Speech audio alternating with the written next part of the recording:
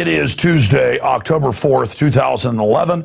I'm Alex Jones, your host. This is InfoWars Nightly News here at prisonplanet.tv and InfoWarsNews.com, the true cutting edge in the exploding alternative grassroots media that is supplanting the globalist Federal Reserve-funded corporate horror media of CNN, MSNBC, and Fox News.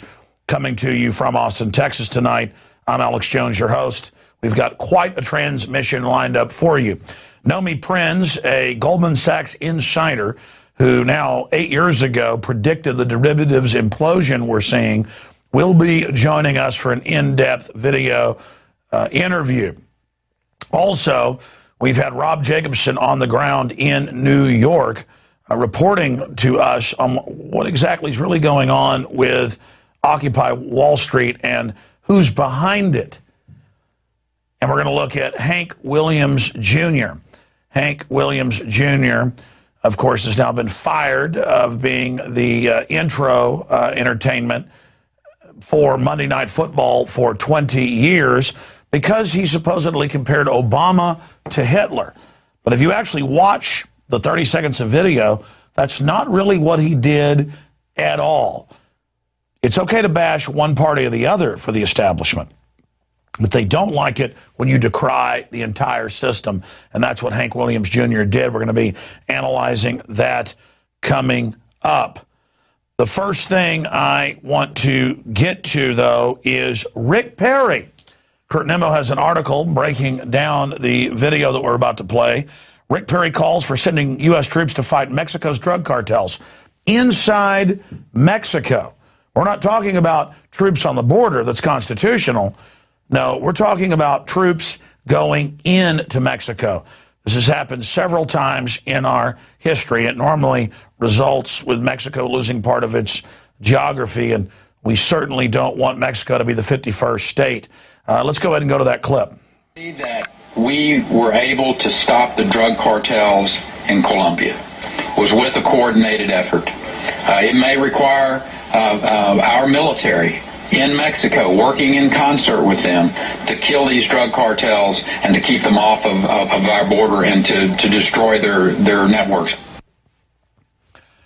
I don't have words to describe how dangerous that is. Homeland Security for a long time has been wanting to invade Mexico. Let me break down something here for you, and this ties into Fast and Furious we're going to cover here in a moment.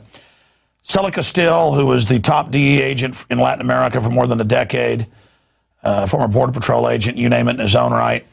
He told me 6 years ago on air, and those interviews are on YouTube. They're on prisonplanet.tv. He was part of Kevin Booth's American Drug War documentary that aired on Showtime and was award-winning. In fact, I brought Celly to town to be part of that documentary as a consultant. He worked with Gary Webb, the Pulitzer Prize winner, on CIA drug trafficking into the U.S. But even though Celly came off as credible, it was still hard to believe what he was telling me. And he said, well, the Los Zetas works for the U.S. government. They've been trained at Fort Benning, Georgia. Years later, that did come out. And he said they've approached me, and the U.S. government and CIA have approached me to train them down by the King Ranch down in South Texas to wage a war in Mexico. And he said Calderon's going to get elected next year, and there's going to be a huge war down there, just like in Colombia, over the drugs, not to stop the drugs. And he said the ATF is shipping guns in. Now, there was no news about this, no court hearings, no nothing. Now, 2 years ago, Holder comes out and he gives a speech about Fast and Furious. That's why he's been caught in perjury. The guy's been public with it, saying we're tracking guns into Mexico. What they were actually doing was sending tens of thousands of guns, and one shipment alone, 2,000, to the Sinaloa drug cartel. And we've done 2 or 3 past broadcasts on this just last month showing El Paso Times. In fact, that's probably even still on the computer from a few weeks ago if you want to show it. Or maybe later we can do a report on tomorrow night. The point is, the El Paso Times, Chicago Tribune, all reporting what's come out in federal court documents, the government's admitted it, that yes, for at least 5.5 years, the Sinaloa cartel, that's the biggest one on the Mexico-U.S. border, has been given full authorization to shift in unlimited cocaine by the tens of tons into the U.S., and the ATF ships them guns. Now, it's come out in more emails and more testimony in Congress that the White House knows, Holder knows, he lied and said he didn't know. But the Republicans, who are now, some of them calling for a special counsel to probe Holder on the Fast and Furious probe that supposedly broke today on Fox News, they're not going to be able to dig too deep because this goes back to Bush. This is Iran-Contra Part 2. It's now come out that the U.S. government, ATF, FBI, DEA, other agencies, 7 in total, are shipping guns into Chicago, into Indianapolis, the drug route up north from Mexico, into Tampa. They're not just shipping guns into Mexico to the cartels that launder their money through big U.S. banks. They're shipping them all over the United States. I mean, this is so criminal. And they're talking about some big political thing where they'll make Holder resign and, oh, they screwed up and all this to get some political points. You're not going to fix this until you take it back to square one, to Vietnam and the Defense Department and the CIA bringing the drugs into this country that's been declassified and admitted. And it went on through the 80s. I'm going to probably have Ricky Ross on tomorrow, who ran the drugs for the CIA, $50 million a day or so in Southern California. He just got out of prison. We are deep into this, deep into covering it. And yes, risking our lives to connect these dots for you. But they're there publicly. So here's the LA Times. Emails show top Justice Department officials knew of ATF gun program and lied. ATF Fast and Furious. New documents show Attorney General Eric Holder was briefed in July 2010. He gave a speech, several speeches, in fact, one in Texas in 2009, bragging about Fast and Furious and how they were tracking guns. That was their cover. This is nothing but arming Los Zetas and others trained at Fort Benning, Georgia. It doesn't get any more obvious than this. It's open and shut. The mega banks that run America, the same ones that are butchering our economy, are working with the Mexican government to knock out the other cartels. And Perry says that we should send U.S. troops down there. There's different cells of different cartels in every police department, in every state police department in Mexico, in the military. There's 5 different cartels represented, and they're all fighting each other. And these people are about as violent and vicious and ready to die as anybody in the world. Our military is going to get completely chewed up. It's not like they're lining up and fighting Santa Ana or something. You know, this is guerrilla warfare. Over $500 billion a year coming out of Mexico into the U.S. And Rick Perry says, go down there and kill the cartels. You want truck bombs here in America? You want kidnappings? You want mass shootings? You want newspaper reporters being killed and hung from bridges every day? Let this drug war continue. Decriminalize all of this garbage. Decriminalize all of it, and it'll end overnight. Okay? But no, his answer is more war. Now, I know I spent a lot of time on this. It's going to be a two-hour show tonight if I don't shut up, but this is unbelievable. This is unbelievable. It's come out in federal court documents that they let 18-wheelers of pure cocaine drive through from Sinaloa right through these Border Patrol checkpoints 80, 90, 100 miles into Texas. There's scores of them. In fact, Rob, you had that map. It was like 15 of them in South Texas. I went through one of them Sunday. I showed you the video last night. They got drug dogs out. And I'm like, the government deals the drugs, man. You're not searching my car. Number one, I don't use your products. Number two, it's a Fourth Amendment. They said, well, don't videotape. I'll videotape if I want to. It's my First Amendment. You got cameras crammed down my throat. All right, I'm going to settle down. I've only gotten into one news story now. Good Lord. Let's go ahead and get into Honduras. Paul Watson reported last week on what even the New York Times admitted, but they said, oh, it's all right. It's for the earth. That in Uganda and other areas, the UN-sponsored World Bank groups are coming in and just slaughtering people en masse, burning down villages, shooting everybody that have been on the land for thousands of years, to plant trees for carbon offsetting, because hippies, when they buy a gallon of gas, like to pay a carbon offset, even though it's voluntary, and they want to make it mandatory. And now it's been confirmed in the New American Magazine and other major publications that in just one village alone, they killed 23 farmers. They burn everything down. And it's all a UN program with the World Bank taking their land. I mean, it's just absolute genocide, and I just can't take it anymore. I told the story of in the 80s, we used to go down twice a year to Mexico, to Cancun for a couple days. Then my parents would drive me around with my sister, and we would let's see the pyramids and stuff. It's really beautiful down there. And my dad saw the brochures in the hotel, get Mexican land. And my dad's like, wow, Mexico's never allowed foreigners to own land.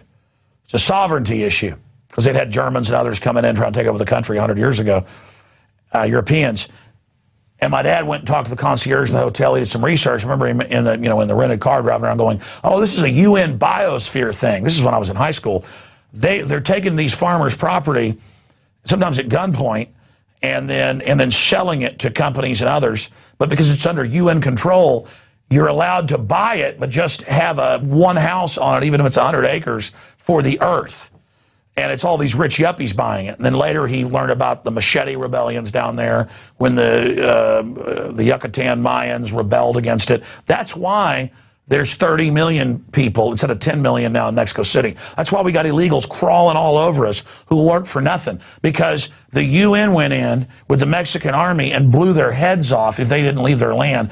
They're like, where's the deed to your property? Well, my family's been here for 10,000 years. I don't know. You know, 100 generations are buried up there on that hill. They're like, we don't care. You're not growing your corn here anymore. Get off. Some, rich yuppie wants your land. This is the type of crap that's going on. But because it's cloaked in liberalism, I mean, I swear, if you painted a tank rainbow and had troops with Rasta hair, they could eat babies. And people would say, well, it's liberal. I mean, Al Gore, all of this. I can't take it anymore. I can't take it anymore. And under the carbon tax initiatives, UN even admits 1 billion people would starve to death in a decade if they put these carbon taxes on the third world. I was down in Mexico a year and a half ago in Cozumel, and I went out to rent a little glass bottom boat, like $50, for 2 hours, take my kids out and show them fish and stuff and snorkel. And I came out and I said, where are all the fishing boats? It was cool to pull up and see them, all the little fishermen catching fish. He said, the guy who could speak English, my wife could speak Spanish, she talked to him more, but he said in English, oh, they banned the fishing. So my wife talked to him in Spanish. And he said, yeah, for a couple of years now, no fishing allowed on the island and none on the mainland. Only the big commercial groups have given the government money and they pay them taxes. So now we're not allowed to fish. We have to go try to find another job. And man, the people 10 years ago, I go to Cozumel, beautiful place, happy people. They look like they've had their soul sucked out. This is a fishing island. People fishing for hundreds of years. They're not allowed to catch fish, because the multinationals come trawling, scooping it all up, but they pay the Mexican government money. The big fat cats, the El Jefes, that sit up on top of it, little chiefs.